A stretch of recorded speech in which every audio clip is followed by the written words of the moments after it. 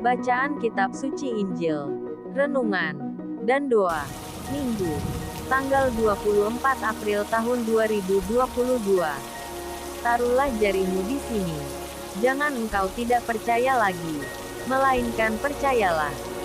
Inilah Injil Suci menurut Yohanes, bab 20 ayat 19 sampai dengan 31. Setelah Yesus wafat di salib, pada malam pertama sesudah hari Sabat, berkumpullah murid-murid Yesus di suatu tempat dengan pintu-pintu yang terkunci karena mereka takut kepada orang-orang Yahudi. Pada waktu itu datanglah Yesus dan berdiri di tengah-tengah mereka dan berkata, "Damai sejahtera bagi kamu." Dan sesudah berkata demikian, Ia menunjukkan tangannya dan lambungnya kepada mereka.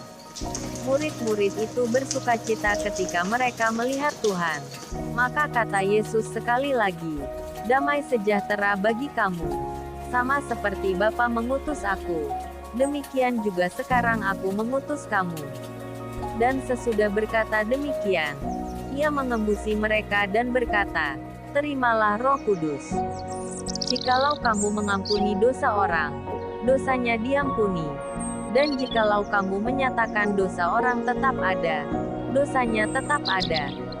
Tetapi Thomas, seorang dari ke-12 murid itu, yang disebut Didimus, tidak ada bersama-sama mereka ketika Yesus datang ke situ. Maka kata murid-murid yang lain itu kepadanya, "Kami telah melihat Tuhan."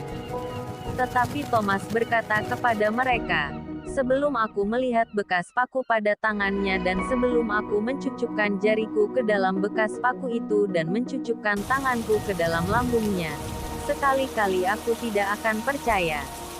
8 hari kemudian murid-murid Yesus berada kembali dalam rumah itu dan Thomas bersama-sama dengan mereka. Sementara pintu-pintu terkunci, Yesus datang dan Ia berdiri di tengah-tengah mereka dan berkata, "Damai sejahtera bagi kamu." Kemudian Ia berkata kepada Thomas, "Taruhlah jarimu di sini dan lihatlah tanganku. Ulurkanlah tanganmu dan cucukkan ke dalam lambungku dan jangan engkau tidak percaya lagi, melainkan percayalah." Thomas menjawab Dia, "Ya Tuhanku dan Allahku." Kata Yesus kepadanya, "Karena engkau telah melihat aku, maka engkau percaya. Berbahagialah mereka yang tidak melihat, namun percaya." Memang masih banyak tanda lain yang dibuat Yesus di depan mata murid-muridnya, yang tidak tercatat dalam kitab ini. Tetapi semua yang tercantum di sini telah dicatat, supaya kamu percaya bahwa Yesuslah Mesias, Anak Allah, dan supaya kamu oleh imanmu memperoleh hidup dalam namanya. Demikianlah sabda Tuhan. Renungan. Shalom. Injil hari ini mengisahkan penampakan Tuhan Yesus yang telah bangkit di hadapan para murid-Nya. Para murid itu sedang duduk berkumpul di suatu ruang yang terkunci, karena mereka merasa takut kepada orang-orang Yahudi.